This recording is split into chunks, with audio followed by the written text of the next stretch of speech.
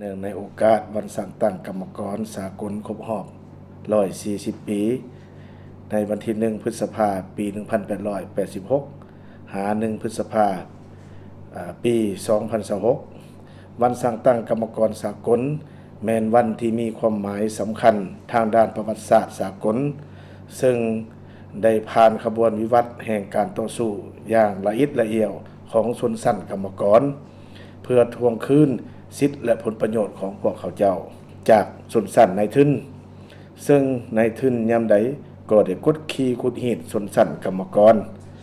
นับมือนับหุ่นแห้งและนักหน่วงเช่นการออกแรงงานสุดที่ลำบากและมีความเสี่ยงสูงต่อชีวิตเนื่องจากระบบป้องกันภัยแรงงานบ่ทันมีเพิ่มทวีการบังคับข่มเหงให้กรรมกรออกแรงงานโดยบ่มีเวลาพักผ่อนมื้อหนึ่งเฮ็ดเวียก14 หา 15 ชั่วโมงการออกแรงงานนักแต่ค่าตอบแทนทางด้านแรงงานประต่ำการป้องกันทางด้านสุขภาพและความปลอดภัยแรงงานในสถานที่เฮ็ดเวียกบ่ดีบ่เอาใจใส่เกี่ยวกับสวัสดิการสังคมจึงเฮ็ดให้เกิดมีข้อขัดแย้งขึ้นข้อขัดแย้งดังกล่าวนับมือหุ่นแห้ง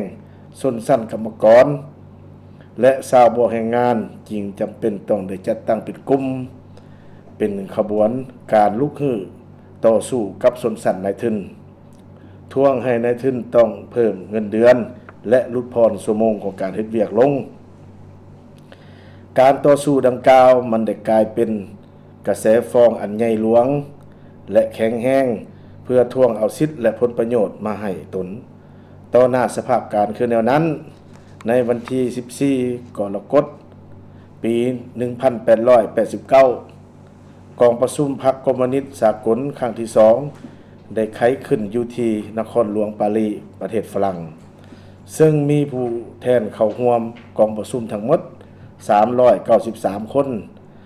ซึ่งแม่นผู้แทนมาจาก22 ประเทศยุโรปอเมริกาอาร์เจนติน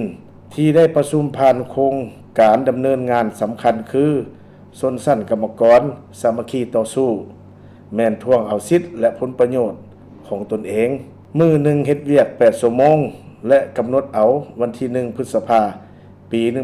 1886 เป็นวันกรรมกรสากลนับแต่วันที่1 พฤษภาคมของทุกๆปีจึงได้กลายเป็นบุญใหญ่ของชนชั้นกรรมกรในทั่วโลกขบวนการดังกล่าวได้เป็นสัญลักษณ์แห่งการต่อสู้ที่สำคัญของชนชั้นกรรมกรและชาวบ่แรงงานในทั่วโลกเพื่อเรียกร้องความเป็นธรรมสิทธิผลประโยชน์อันชอบธรรมเกียรติศักดิ์ศรีความมั่นคง